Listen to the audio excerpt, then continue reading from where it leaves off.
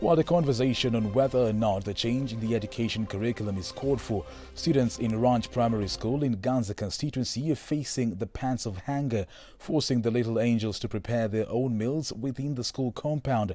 Our reporter David Kagina tells us a story of pupils who seek to quench their thirst for education on empty stomachs. One can be forgiven for thinking that this is one of the recently adopted CBC classes in progress.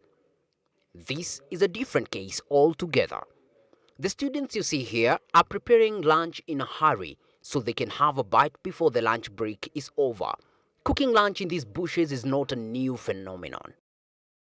Well, for those who fail to contribute a thing here, theirs is just to yawn away on the classroom floor as they await the next lesson. This is Ganze Primary School, more than 160 kilometers west of Kilifi town, where pupils learn on the floor and cook lunch in the bushes.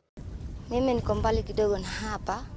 Watoto wangu wanatembea kama saa 1:30 ndio wafike hapa shule. Most villages from where the pupils come from are more than 5 kilometers away, but all learners are expected to be in school by 6:45 a.m.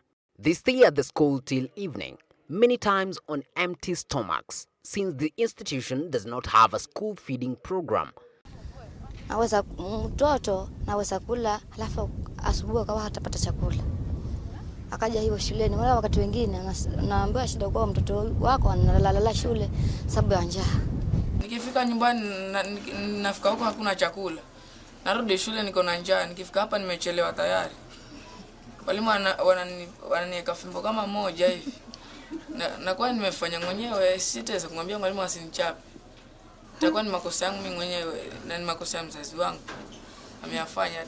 Nikikosa basi ndio siku zinaendelea.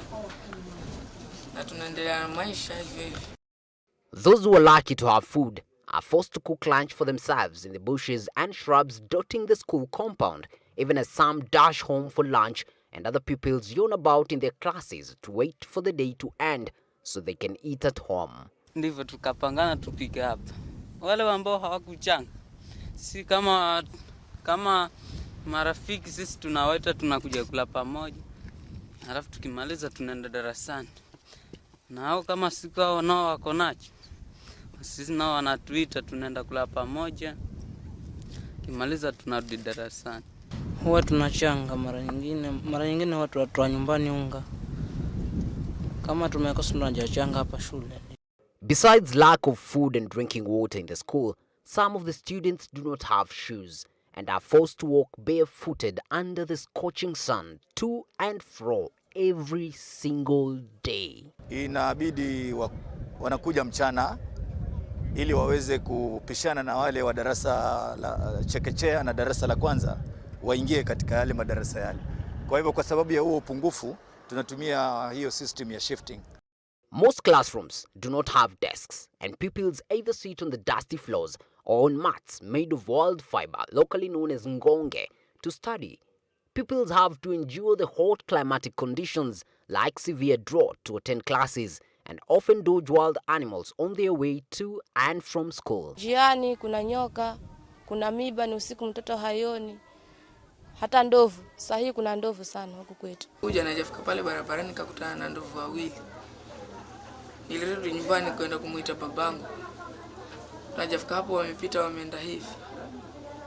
Ndio wale wenzangu tukijafika hapa shule wakaniambia wamekutana nao huko wanaenda hivyo huko mbele. Wakaja wakaniambia na mimi nikasema basi nimeona pale wawili. Nilitoka nyumbani nafika kwa darasa nikakuta nyoka nikatoka kumuita mwalimu. Mwalimu akaja akajamuua alafu akanipa kambushi. The head teacher John Jeffwa says apart from having only one permanent classroom, the school lacks teachers, desks and toilets among other crucial necessities. Hii shule toka ilipoanzwa mwaka wa 2010, jengo ambalo mnaliona hapa mbele yenu ndilo jengo la pekee ambalo limeweza kutumiwa kama madarasa. Na hali hiyo imefanya elimu kuwa ngumu sana, hasa mambo ya masomo darasani.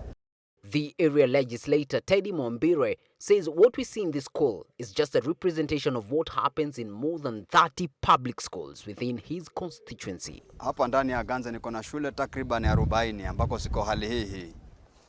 Na ni jambo la kusikitisha kwa sababu mimi nina takriban shule za msingi 165 na kila shule na mahitaji yake tofauti tofauti.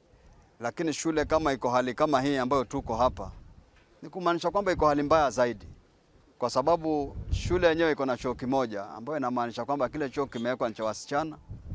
Wavulana hapa kufikia karne ya leo bado wanajisaidia msituni. Walimu wenyewe pia wanaenda huko msituni kwa sababu hakuna choo ambacho wanaweza kutumia. Tunaomba kama serikali iko itukumbuke na kutujengea hii shule. Mimi ninajaribu kadri ya uwezo wangu kuhakikisha kwamba kiwango kikubwa tunakitumia kwa elimu, lakini zile pesa ambazo za miundo msingi ambazo tuko nazo ni kama takriban milioni 67 hivi. Hasa milioni 67 tukianza kugawa sehemu tofauti tofauti inakuwa ngumu kwa sababu lazima uangalie upande wa elimu, upande wa usalama, upande wa utawala na sehemu tofauti. Ukigawa namna inakuwa kuna shida zaidi. The appeal from the region is that the Education Cabinet Secretary George Magoha and other education officials should visit the deplorable schools in this area for them to save the situation. David Kagina, Switch TV. Thank you, David Kagina. Those are such unfair circumstances, but those children and their resilience, it will pay off one day, but someone is clearly sleeping in class. Education is meant to be the equalizer, but not under such conditions. Now